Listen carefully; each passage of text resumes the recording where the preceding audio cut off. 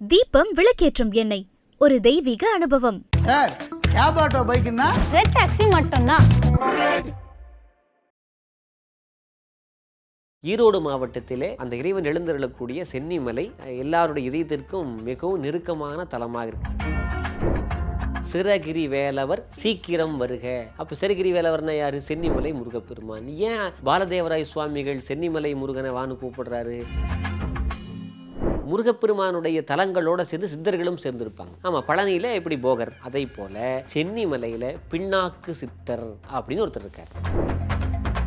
இந்த தலத்திலே மாபெரும் சிறப்பு என்னன்னு கேட்டா, குருவருளை தருவதற்கு பின்னாக்கு சித்தர் இருக்காரு, திருவருளை தருவதற்கு முருகப்பெருமான் இருக்காது. நமக்கு தேவையான இச்சை கிரியை எல்லாத்தையும் தரக்கூடிய வகையில வள்ளி தெய்வ யானையும் தனியா சன்னதி கொண்டு இருக்காங்க. அது மாதிரி ஒரு சிறப்பான தலம். இந்த தலத்துக்கு போகும்போது மாபெரும் ஆச்சரியம் என்னன்னு கேட்டீங்கன்னா, இயன்ற வரைக்கும் கர்மா கழியணும்னு வச்சுக்கோங்களேன். நம்முடைய வினைகள் எல்லாம் போகணும்னா முருக ஆலயங்களுக்கு போனா முடிஞ்ச வரைக்கும் இயன்றவர்கள் ஏறி போகிறது நன்மை.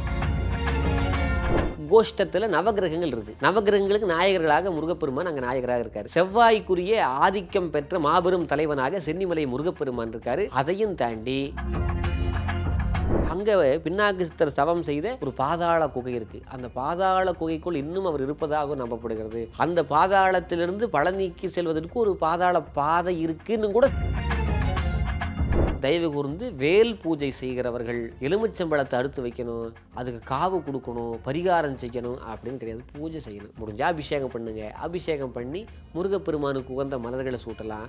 சூட்டி ஐபிசி பக்தி நேயர்களுக்கு இனிமையான இந்நேரத்து வணக்கங்கள். இன்று நம்மோடு ஆன்மீக பேச்சாளர் பேராசிரியர் சிவ சதீஷ்குமார் இணைஞ்சிருக்காரு. அவர்கிட்ட நிறைய விஷயங்கள் ஆன்மீகம் தொடர்பில் கேட்கலாம்.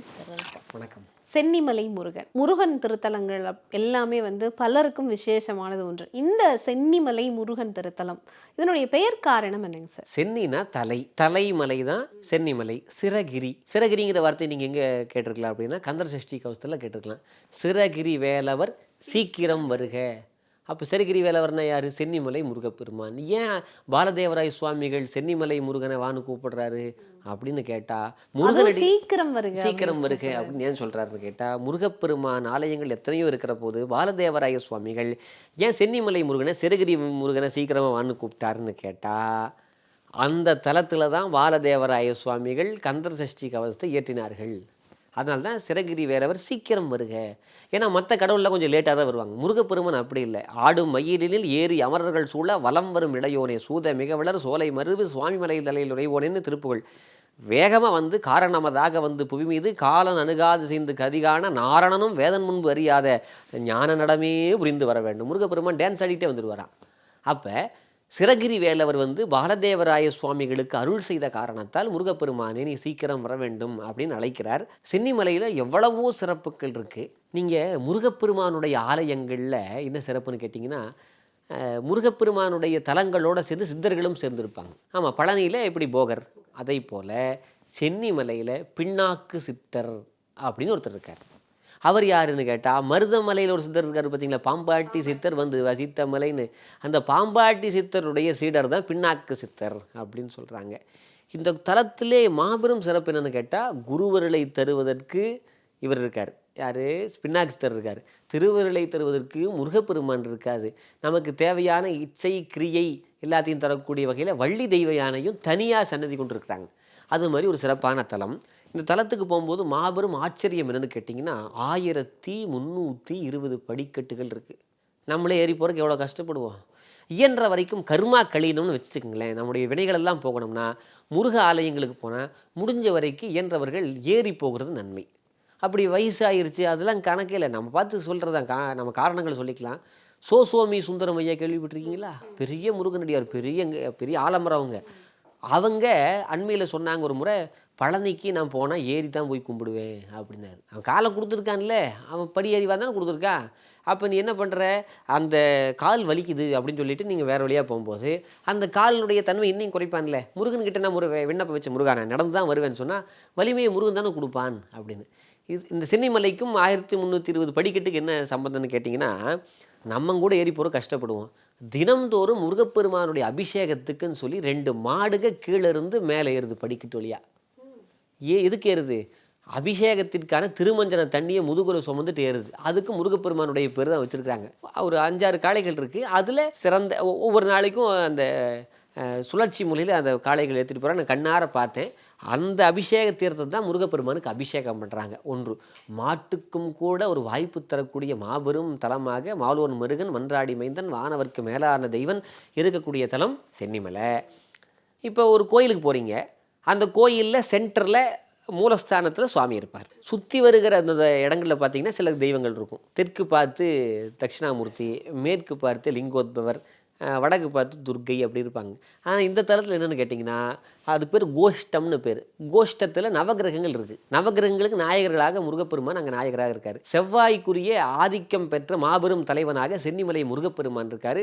செவ்வாயினுடைய இடத்திலே முருகப்பெருமான் அருள் செய்கிறார். மற்ற நவகிரகங்களெல்லாம் அவர் சுற்றி இருக்குது. இது ஒரு மாபெரும் சிறப்பு. அதையும் தாண்டி இந்த தலத்தில் சென்னிமலையில் போய் பூஜை பண்ணால் என்ன நன்மை நடக்கும்னு கேட்டால், செவ்வாய்க்கிழமை நாட்களில் செவ்வாய் தோஷம் இருக்கிறவங்க அல்லது உடம்புல இரத்த சம்மந்தப்பட்டமான பிளட் கேன்சர், அதுக்கப்புறம் இரத்தம் சம்மந்தப்பட்ட என்னென்ன அந்த வெள்ளை அணுக்கள் குறைவாக இருக்கிறது, சிகப்பணுக்கள் குறைவாக இருக்கிறது, எல்லாருமே செவ்வாய்க்கிழமை அன்று சென்னிமலை முருகப்பெருமான ஏதோ ஒரு நேரம் முடிஞ்சால் செவ்வாய் உரையிலேயே தயிர் அபிஷேகத்திற்கு கொடுத்து வழிபாடு பண்ணினால் அந்த செவ்வாய் தோஷம் நீங்கும் அப்படின்னு சொல்கிறாங்க. இரத்தம் சம்பந்தப்பட்ட நோய்கள் நீங்கும் அப்படின்னு சொல்கிறாங்க. அதையும் தாண்டி இன்னொன்று, திருமணம் கைகூட்டி தரக்கூடிய அற்புதமான தலம் சென்னிமலை. அதுக்கு ஏதாவது உதாரணம் இருக்கா அப்படின்னு நீங்கள் கேட்கலாம். வள்ளியும் தெய்வ யானையும் அந்த தலத்தில் தவம் பண்ணியிருக்கிறாங்க. அதனால அவங்களுக்கே அந்த மாங்கல்ய பாக்கியம் அப்படின்னு உனக்கு கொடுத்தது சென்னிமலை முருகப்பெருமான். அந்த கோயில் எவ்வளோ சிறப்புன்னு பார்த்தீங்கன்னா, முதல்ல முருகன் இருப்பார். முருகனுக்கு பின்னாடி கொஞ்சம் படிக்கட்டுகள் ஏறி போனால் வள்ளி தெய்வானை இருப்பாங்க. அங்கே முருகன் இருக்க மாட்டார். வள்ளியும் தெய்வானையும் அமிர்தவல்லி சுந்தரவல்லி என்பதாக அவங்களுடைய திருநாமத்துடன் இருப்பாங்க. அவங்களுக்கு பின்னாடி கொஞ்சம் பின்னாடி போனீங்கன்னா பின்னாக்கு சித்தர் இருப்பார். அங்கே பின்னாக்கு சித்தர் தவம் செய்த ஒரு பாதாள குகை இருக்குது. அந்த பாதாள குகைக்குள் இன்னும் அவர் இருப்பதாக நம்பப்படுகிறது. அந்த பாதாளத்திலிருந்து பழனிக்கு செல்வதற்கு ஒரு பாதாள பாதை இருக்குன்னு கூட செவி வழியாக சொல்கிறாங்க. கண்டவர்கள் வெண்டிலர், வெண்டவர்கள் கண்டிலர். நேரில் பார்த்தவங்க கிடையாது, சொல்கிறாங்க. எங்கேயும் நீங்கள் பார்த்தீங்கன்னா வள்ளி தெய்வ யானை முருகப்பெருமான் பக்கத்தோடு தான் இருப்பாங்க. ஆனால் இங்கே தனியாக இருக்காங்க. ஏன்னா அவங்க திருமண கோலம் இல்லாமல் தவம் செய்ததாக அப்படி இருக்கிறாங்க. அவங்களுக்கு பூஜை பண்ணுறதுக்குன்னு ஒரு மரபு இருக்குது. அது சரவணமாமுனிவர்னு ஒருத்தர். அவர் தான் இந்த சென்னிமலை புராணத்தை, தல புராணத்தை எழுதியவர். அவருடைய வம்சாவளியை சார்ந்தவர்கள் தான் இன்றைக்கும் முருகனுக்கும் வள்ளி தெய்வ யானைக்கும் பூஜை பண்ணுறாங்க. அப்படி மாபெரும் சிறந்த தலமாக விளங்கக்கூடியது நம்முடைய சென்னிமலை முருகப்பெருமானுடைய அற்புதமான தலம். சென்னிமலைக்கு காவடி எடுத்துகிட்டு போகிறவங்க உண்டு, பால் காவடி செலுத்துகிறவர்கள் உண்டு, எல்லாரும் இருக்கிறாங்க. அதனால் சென்னிமலைக்கு போவதற்கு என்பது முருகப்பெருமானுடைய அருள் இருந்தால் தான் போக முடியும். எல்லாராலையும் போக முடியாது. ஈரோடு மாவட்டத்திலே அந்த இறைவன் எழுந்தருளக்கூடிய சென்னிமலை எல்லாருடைய இதயத்திற்கும் மிகவும் நெருக்கமான தலமாக இருக்குது. அந்த சென்னிமலை ஈரோடு பகுதியில் போய் சென்னி ஆண்டவங்கிட்ட சொல்லிடுவடா, வீட்டில் ஒரு பையன் மாதிரி முருகன் நினைப்பாங்க. ஒரு தப்புன்னு வச்சுக்கங்களேன், நான் சென்னி ஆண்டவங்கிட்ட போய் சொல்லிவிடுவேன். சென்னி ஆண்டவர் அப்படின்னே பேர். ஆனால் அங்கே சுவாமி சுப்பிரமணிய சுவாமியாக அருள் செய்கிறார். அற்புதமான தலம். ஒரு முறையாவது போய் பார்க்க வேண்டிய தலம். இப்போ சென்னிமலை முருகன் கோவிலில் இந்த பின் நாக்கு சித்தர் பற்றி சொன்னீங்க இல்லையா, அவரோட வரலாறு ஏதாவது சொல்ல முடியுமா? இப்போ ஒவ்வொரு சித்தர்களுக்குமான ஒரு தனிச்சிறப்பு இருக்கும் இல்லையா. இப்போ பாம்பாட்டி சித்தர்னுடைய அவர் சிஷ்யர் அப்படின்ற ஒரு விஷயத்தையும் சொல்லியிருந்தீங்க. இவர்களுடைய தனிச்சிறப்பு அப்படிங்கிறது பின்னாக்கு சித்தருக்கு, சித்தர்கள் எல்லாத்துக்குமே சிறப்பு பெற்றவர்கள். நாக்கு பிளவுபட்ட நாக்கை உடைய காரணத்தான் அதுக்கு பின்னாக்கு சித்தர் அப்படின்னு பேர் சொல்கிறாங்க. தன்னாசி அப்பர் அப்படின்னு சொல்கிறாங்க.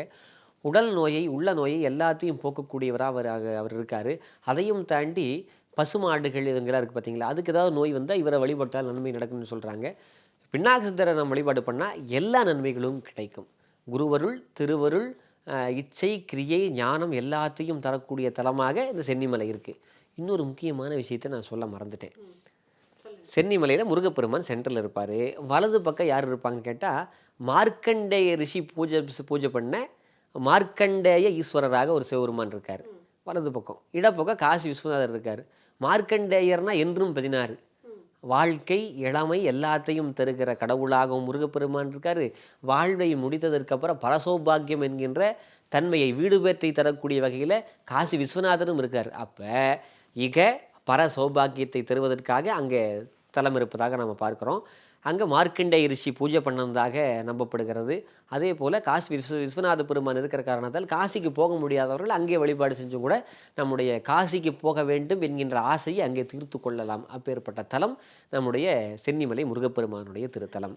அருணகிரிநாதரால் பாடல் பெற்ற தலமும் கூட.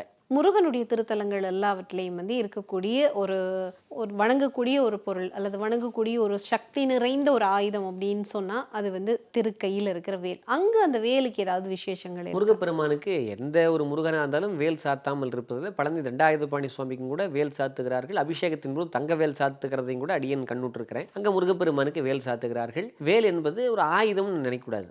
வேல் என்பது ஞானத்தினுடைய வெளிப்பாடு. நீங்கள் எப்படின்னு கேட்டால், வீட்டில் குழந்தைக்கு பேர் வைக்கிறோம், சூலாயுதம்னு பேர் வைக்கிறோமா? வைக்கிறது இல்லை. வாழாயுதம்னு பேர் வைக்கிறோமா? வைக்கிறது இல்லை. ஆனால் வேலாயுதம்னு வைக்கிறோம். வேலோட பேர் முடிகிற மாதிரி ரத்தினவேல், சக்திவேல், வெற்றிவேல், குமரவேல், பன்னிருகை வேல் அப்படின்னு வேல்னு பேர் வைக்கிறோம். இதை வேறு ஏதாவது ஒரு ஆயுதத்தோட பேரை குழந்தைக்கு வைங்க பார்ப்போம், வைக்க மாட்டோம். அப்போ ஞானத்தினுடைய வெளிப்பாடாக இருப்பது தான் இந்த வேல்.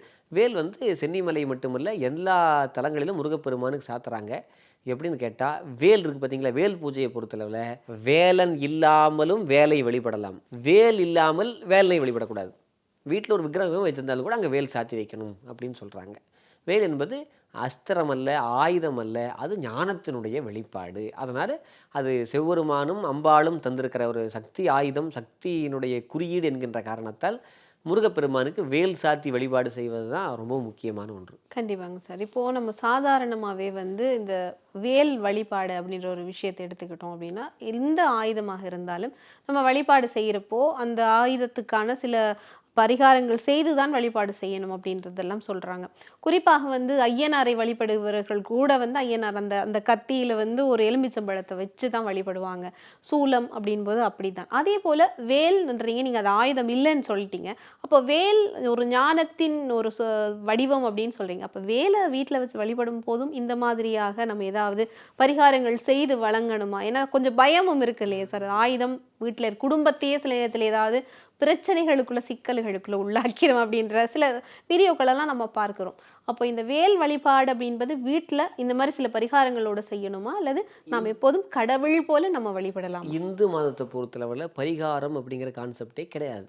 இவங்களா கிரியேட் பண்ணிட்டது தான். ஏதாவது ஒரு இடத்துல பரிகாரம் இருக்கான்னு சொல்லுங்க அப்போ ஒவ்வொருத்தரும் நம்மளா கிரியேட் பண்ணி விட்டுறோம்.